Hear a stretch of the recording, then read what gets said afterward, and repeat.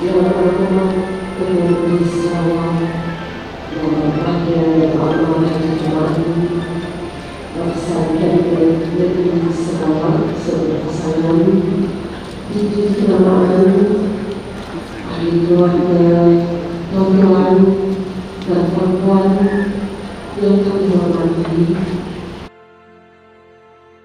Pada pagi yang sayu ini, kita berhimpun di sini untuk memberi penghormatan terakhir kepada seorang pemimpin, seorang wira, seorang rakan yang amat kita kasihi, yang amat kita sanjungi serta hormati, yaitu mendiang Yang Berhormat Tan Sri Datuk Amar Dr. James Jemut Masing, Timbalan Ketua Menteri Sarawak, Menteri Infrastruktur dan Pembangunan Pelabuhan Sarawak.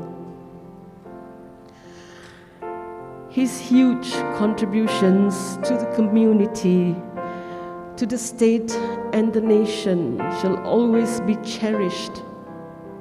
His inspiring words and deeds will always be of great influence in the lives that he has touched, and we are all part of those lives. Let us now ponder as we reminisce the life and times of this great leader and wonderful friend through a narration of the Honorable Tan Sri's life journey by Yang Berbahagia Datuk Sri Doris Sophia Brody, Wanita Chief of Parti Rakyat Sarawak PRS, Political Secretary to the Right Honourable Chief Minister, and a very close friend, Yang Berbahagia Datuk Sri Doris.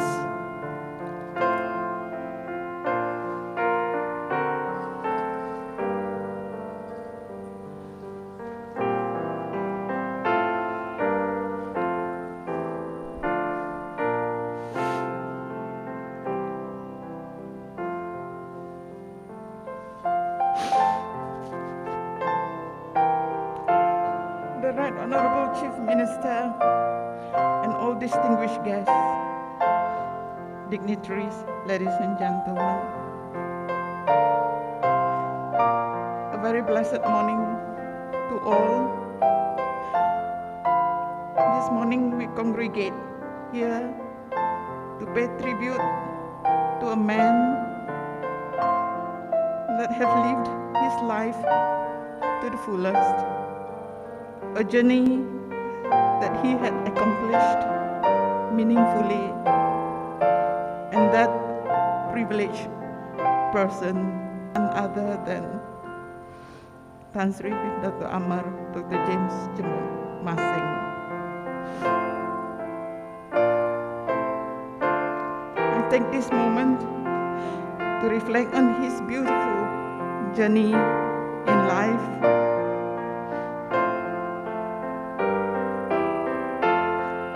As we all know, Tan Sri had served as a Deputy Chief Minister and as Minister of Infrastructure and Port Development from May 2016 till 31st October 2021. He was first elected to Sarawak State Legislative Assembly for Baleh in December 1983, where he served for 8 consecutive terms to his demise in October 2021. He was among the pioneer members of Parti Bangsa Dayak Sarawak (PBDS) and later Parti Rakyat Sarawak (PRS), a component party of the ruling Gabungan Parti Sarawak (GPS), where he was the founding president for 17 years since it was formed on 21st October 2004. Tan Sri was born on 5th of March 1949 in Ulu Baleh, Tumasang, Analasa, and Gasau Isa. Tan Sri had 8 siblings, and he was the second eldest in the family. He obtained his early education at SK Lubuk Mawang Methodist Primary School in 1955, and subsequently moved to Methodist Primary School Nangamujong from 1956 till 1959, and later to Methodist Primary School Kapit from 1960 to 1961. His secondary years was at Methodist School Cebu from 1962 to 1969. At school, Tan Sri was remembered as very active in school plays, musicals, debate, and in the Methodist Youth Fellowship. He pursued his undergraduate studies at Victoria University in Wellington, New Zealand, on a Methodist mission scholarship, and completed his PhD at Australian National University, and was the first IBAN to receive it.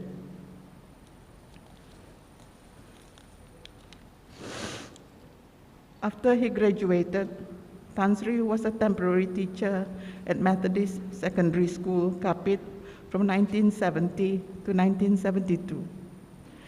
In later years, in 1976, he became the headmaster in the same school. Tan Sri then pursued his career with SESCO as their senior research officer from October 1981 to November 1983. In 1982, he was the first young Malaysian to receive the Guinness Stout Effort Award.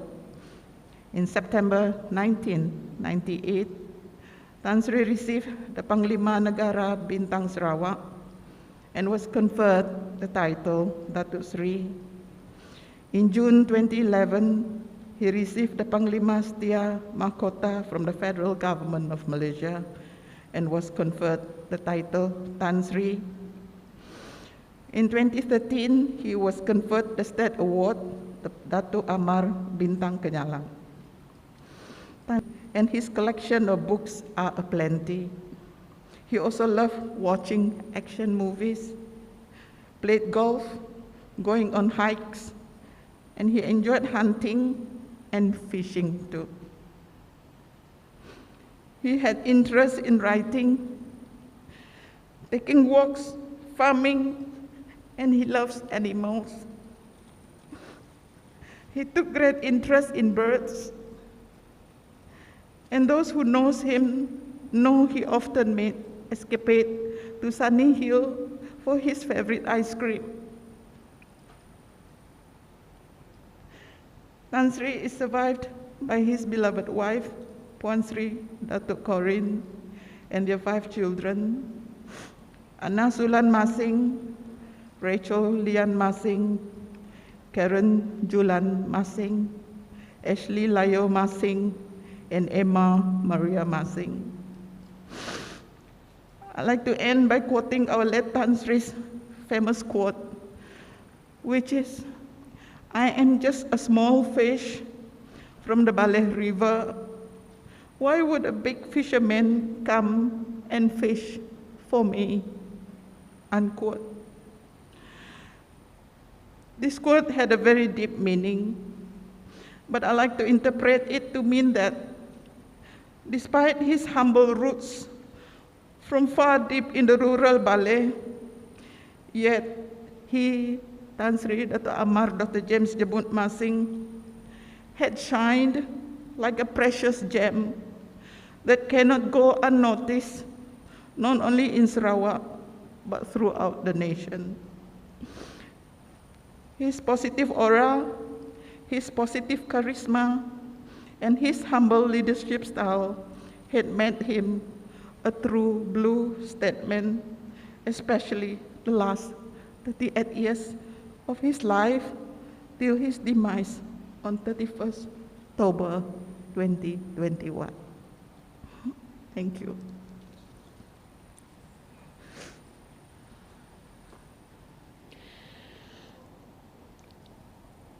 That was the story of a great man who was called to leave this world too soon.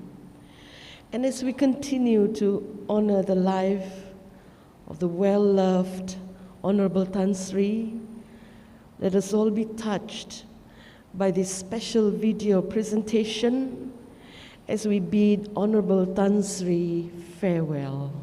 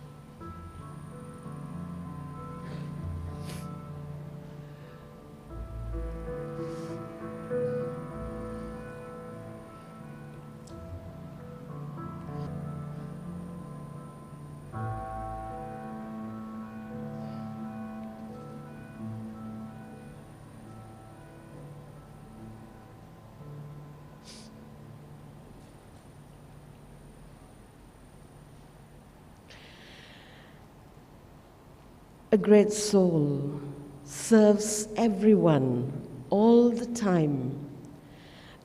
A great soul never dies. It brings us together again and again. A quote by Maya Angelou, aptly for the Honorable Tan Sri, whom we all love. He will always be cherished and remembered as our true Dayak hero. We shall now proceed with the ceremony, with the delivery of eulogy for the late Honorable Tan Sri by his children. First, we'll have Anna Sulan Masing.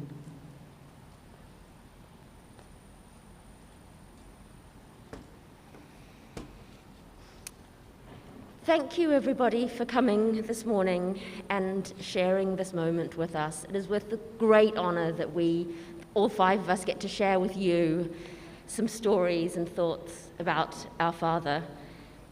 Dad read voraciously, everything from spy novels to historical nonfiction to philosophical texts. He was a strong believer in education, but more to the point, he was a believer in learning, of constantly gaining knowledge. This was so clearly seen, obviously, in his political and work life, but I think it's best seen in the way he encouraged us kids to live our lives, to go out into the world and explore, to seek our own paths, and to always have adventure. And this, of course, comes with risks. Both Ashley and I, at 5 years old, about 16 years apart, told him off mid-speech at a political event and said to him that he talked far too much and to be quiet. He, of course, found this hilarious and totally agreed with us. And our family WhatsApp messages were always a lively space to be in as we discussed a lot of topics, sometimes disagreeing with him, and in which case he always listened attentively. He was always really interested to hear what our thoughts were. Family was everything to him, and he was everyone's uncle or ake. Family was his joy. And he always wanted to know what we were up to, but most importantly, he always wanted to know if we were looking after each other.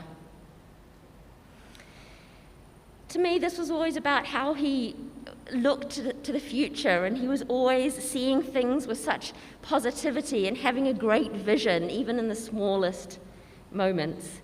And there was always so much joy with everything that he did and spoke about. My dad was an inspiration. He's essential to everything that I have become and I will be. And I know he was and will continue to be an inspiration to so many. But mostly I will remember the quiet times, sitting and reading together and having a cup of tea before dinner on the veranda, eating durian, always eating durian. And I will miss his photos of all the animals from the farm, especially the new birds that he got. And the photos were always often blurry because that wasn't his biggest talent, but he really loved animals. Even as we made our way back to Kuching this time around, so sad not to be greeted by Dad, we could still imagine the parts of our journey that would have made a good story to tell him. And I feel like I can hear how he would have reacted. He would have laughed and said, "Really? Oh my goodness," and come back with another joke to make us laugh in turn. I feel so sad that he's gone too soon. As he loved his kids, he loved my sons, his grandsons too.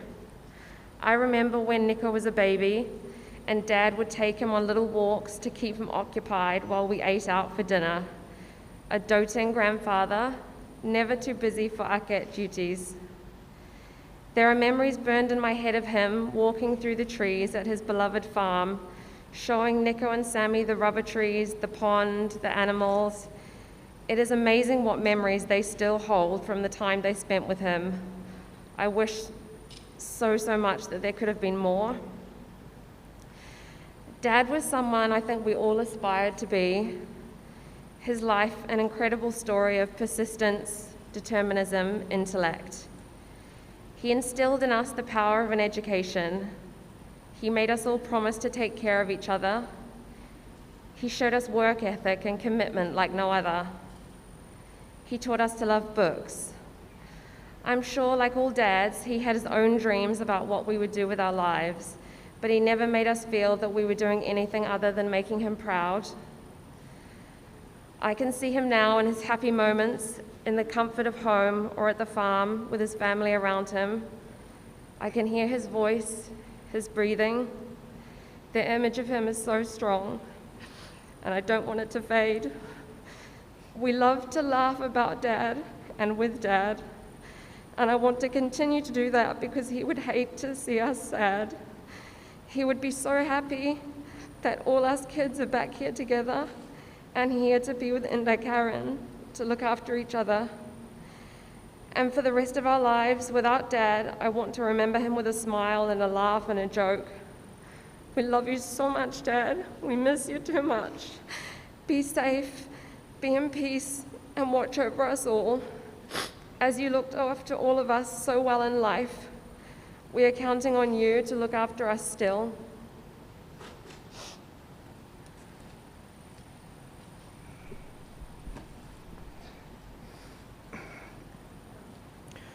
When planning our rush journey back home, I was corresponding with my father's secretary, Lynn, regarding plane tickets and travel documents. And in a slip through all of our hazy thoughts, she referred to me in text, accidentally as his title, Tan Sri. From that moment, I've been thinking a lot about full circles and how so many moments in my father's life had touched point with mine. I think back to the story of how he had lost his own father whilst at university in a faraway country, and how he struggled to find his way back home to pay his respects and say goodbye. And in a strange twist of fate, the same thing happened to me. And then I started thinking more and more about what home means. The house I grew up in was the house my father saw himself raising a family. I used to think that the older I got, the smaller the house would feel as my body adjusts to its size. But in the past few days, the converse has happened. That place felt so much bigger than I remember it. It feels haunted, but in a good way, I think. I see my father's ghost lingering in the books he keeps by the office, in the now empty dinner chair he sits at, in the wedding ring and cell phone he left behind and is now buried with. His spirit is scattered into a tiny million things, all sparkling in different places that I've only started noticing now. This place doesn't feel like home anymore, but at the same time, it feels more like home than it ever did. And what a strange full circle moment it is to be in the position he was when he lost his own father. I like to think that maybe his spirit lingers around me the same way it lingers around our house. And in a way, I carry home with me wherever I go.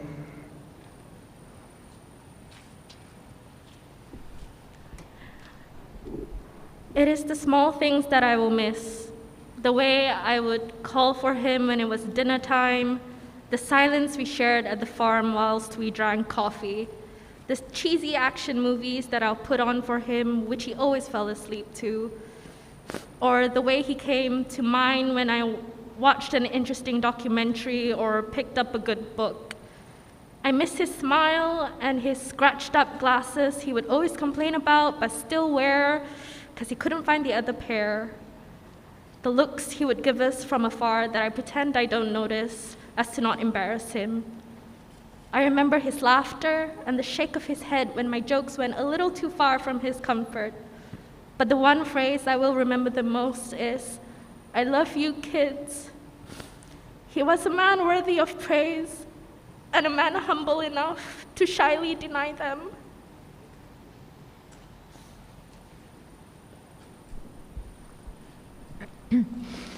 Between my dad and I, we had our silly moments and we joke around. Dad and I had a special relationship where it's mostly about jokes. I remember when he had an important Zoom meeting, he was using my pink headset, and I'm sure everyone was laughing because it went viral, and my mother would always scold me for bullying him. Thinking back now, I want to thank him for leaving me with so many fond memories, which I can cherish for the rest of my life. End of January, I happened to be the only one of his children in Sarawak, so I was lucky enough to spend more time with him. He brought me to all his places, brought me to see all his works, his bridges, his roads. He was so proud of them. But he was proud not because it was a project done, rather he was proud because the people get to enjoy all these basic facilities. One thing I noticed whenever we went to the interiors was that people were always eager to meet him and their faces brightened up when they saw him. And the feeling was mutual. When he met them, it was like a father meeting his children. He would listen to them and find out what they needed. And whatever he could do to help, he would. And whatever he couldn't, he would be very frank with them. To my dad, education is most important for us and for the rest of Sarawakians. For us, for me and my siblings, he made sure each one of us had the highest education. He didn't care what course we took, as long as we had the best education. For others, he had been silently helping so many families with their children's education, applying scholarships for them, supporting them with financial aid, even out of his own pockets. There was no publicity because my dad did not believe in highlighting such personal contributions. And remember what he has done to help. I understand that my dad was known to be a man outspoken in issues affecting all communities. He was never a coward in speaking out his mind, and I believe that it is his hope that other Dayaks will continue his legacy of being bold and sincere in raising issues and the needs of Dayak community. Anang nakut bersuara, jadi bakaya. On behalf of my family, I would like to extend my deepest gratitude to family members, friends, relatives, Yang Amat Berbahagia Chief Minister Datuk Petinggi Abang Johari Tunapeng, the Sarawak Cabinet, Parti Rakyat Sarawak leaders and supporters for your presence and help during this hour of bereavement and grief. We also want to thank you all for all your unwavering camaraderie for my dad when he was alive. Before I end my sharing, I would like to leave with you a favorite quote of my dad. He said, "If you love me, I will always remember you in my heart. If you help me, I will always remember you in my mind." Thank you.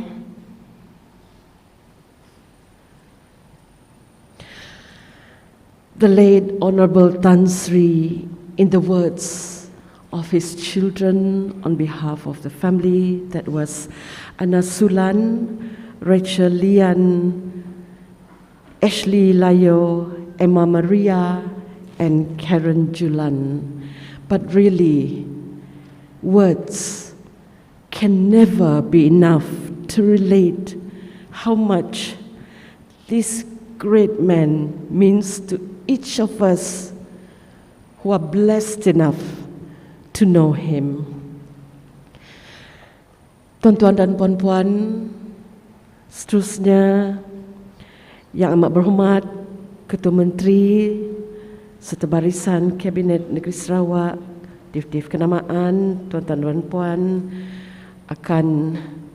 kita akan meneruskan dengan upacara penghormatan terakhir, dan untuk itu Yang Amat Berhormat Ketua Menteri dan Yang Amat Berbahagia Datuk Amar Hajah Jumaani akan maju bagi memberi penghormatan terakhir kepada mendiang Yang Berhormat Tan Sri bersama-sama Yang Berhormat Timbalan Ketua Menteri, Yang Berhormat Speaker serta pasangan.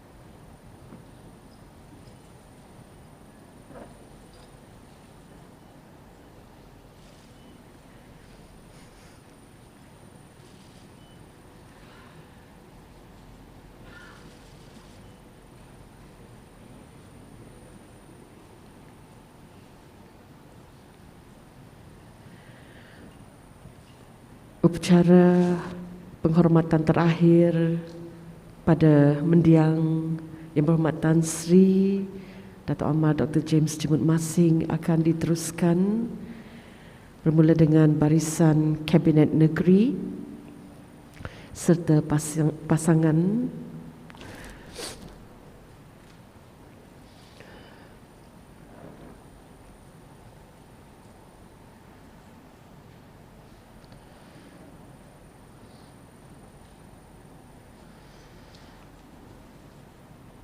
Dan disusuli dengan ahli-ahli yang berhormat serta div-div kenamaan.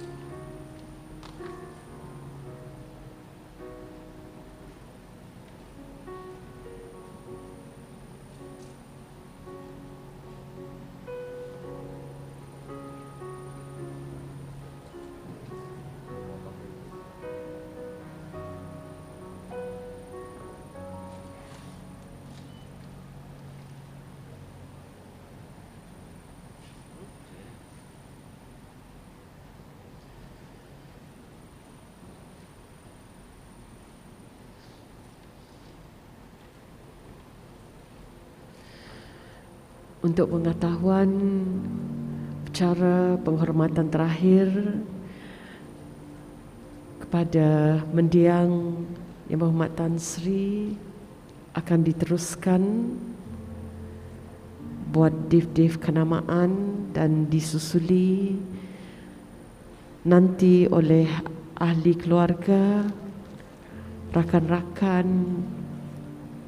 dan juga orang ramai sehingga jam 1:30 tengah hari nanti sebelum jenazah berangkat ke Nirvana Memorial Park pada jam 2 petang nanti.